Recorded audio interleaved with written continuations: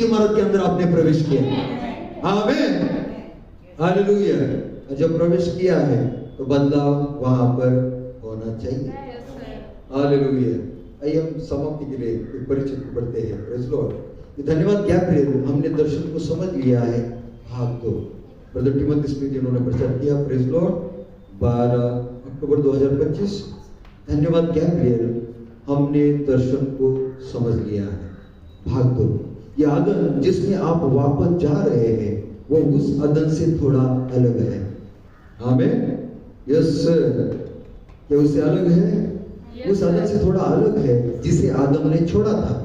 क्या यह सही है? क्योंकि जब आदम ने 6000 साल पहले शैतान के आदम में पाप किया था तो आदम के पाप की वजह से हर वो मनुष्य जिसने जन्म लिया था उसका स्वभाव ज्ञान के पेड़ से आया। लेकिन अभी हमने क्या पढ़ा? कि आपने जीवन के पेड़ से खाया है। लेकिन आदम ने पाप किया, तब से लेकर सबका स्वभाव ज्ञान के पेड़ के द्वारा आ गया। आमीन। क्या ये सही है? क्योंकि जब आदम ने 6000 साल पहले शैतान के आदम में पाप किया था तो आदम के पाप की वजह से हर मनुष्य जिसने जन्म लिया था उसका स्वभाव ज्ञान के पेड़ से आया। हम में से हर एक का स्वभाव ज्ञान के पेड़ से आया है। ये हमारे अंगों में है। आप इसके बारे में कुछ नहीं कर सकते, यहाँ तक कि बाकी के भी जो अन्य बातें बोली है। क्या ये सही है? भाई ब्राह्मण ने कहा नए नियम में तुम्हारे पापों को ढकने के लिए तुम्हारे पास मसीह का लहू है। ठीक वैसे ही जैसे पुराने नियम में उनके पास बैल और बकरियों का लहू था, वो एक वेदी थी और वो भी एक वेदी थी, वो एक ढकना था। लेकिन भाई ब्राह्मण ने कहा किसी दिन हमें समस्या की जड़ पर ध्यान देना होगा। ओ हालेलुया। किसी दिन हमें जड़ पर ध्यान देना होगा। और जड़ कहाँ है? जड़ अदन में थी और वो ज्ञान का पेड़। किसी दिन उसे मरना ही होगा। अगर तुम उसे काट दोगे तो वो फिर से उग जाएगा। अगर तुम उसे छाटोगे तो वो और मजबूत होकर बढ़ेगा। सिर्फ वो आग ही ऐसी एक चीज है जो इस पेड़ को मार सकती है। आमीन। कौन सा पेड़? ज्ञान का पेड़। और आग का बपतिस्मा पाप पर निशाना नहीं करता, ये पाप की जड़ पर निशाना करता है। और पाप की जड़ वो दिन नहीं है जब तुमने शराब पी या जिस दिन तुमने सिगरेट पी या जिस दिन तुमने झूठ बोला, वो पाप के लक्षण थे। लेकिन पाप की जड़ अदन में थी। तो इस आग के बपतिस्मे को अदन तक जाना होगा और उस ज्ञान के पेड़ को जलाना होगा। आमीन। तो यह वही अदन है जहां आप वापस जाते हैं। आमीन। वहां ज्ञान का पेड़ है और जीवन का पेड़ भी है। लेकिन उस ज्ञान के पेड़ को देखो, उसे आग से बपतिस्मा दिया गया है। आग के बपतिस्मे ने उसकी जड़ों तक जला दिया है।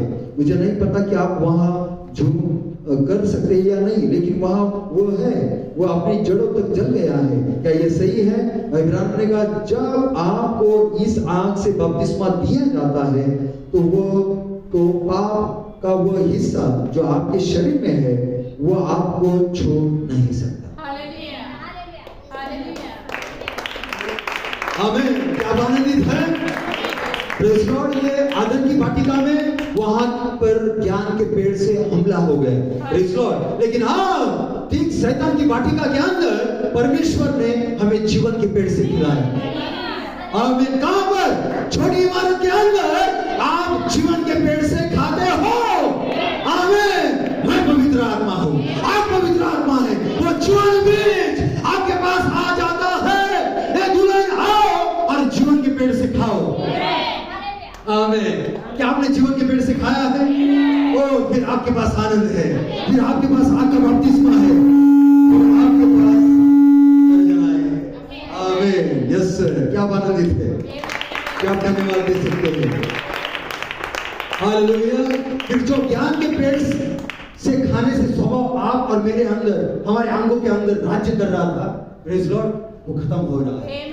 क्योंकि आपने जीवन के पेड़ से खाया।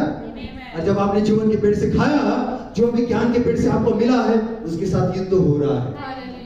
कैसे युद्ध हो रहा है? प्रकाशन के साथ। ओ उस तलवार के साथ जो महाराजा की है। कहां पर? छोटी इमारत। आमीन। आप अपने संकरित मनुष्य को मार रहे हो। यस। और वो अपनी जड़ों तक चल गया है। क्या ये सही है? आमीन, यस प्रेज लॉर्ड। आग से बपतिस्मा दिया जाता है तो पाप का वो हिस्सा जो आपके शरीर में है वो आपको छू नहीं सकता।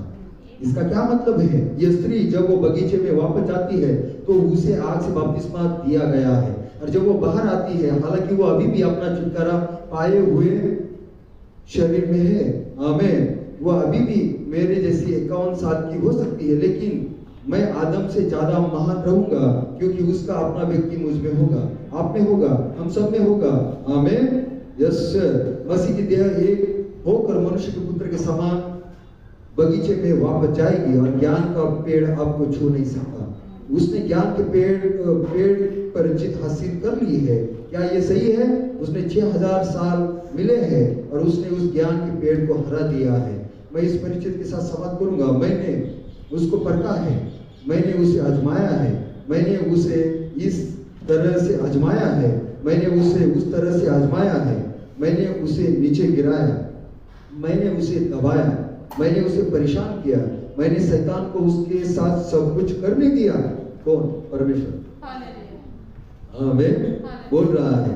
उसने शैतान को अनुमति दी सब कुछ करने के लिए, लेकिन वो फिर से वापस आ गई है। वो वैसे ही वापस आ गई है।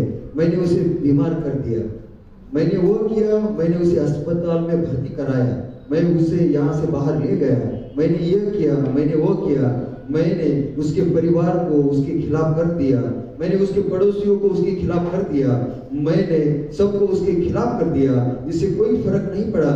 उसने कहा भले ही वो मुझे मार डाले फिर भी मैं उस पर भरोसा करूंगा। आमीन। मैंने उसके परिवार को मार डाला, मैंने ये किया, मैंने वो किया, और फिर भी वो फिर से खड़ी हो गई है।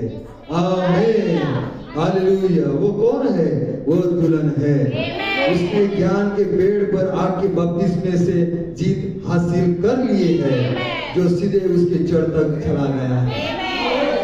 क्या आनंदित है? क्या आपने जय पाई है?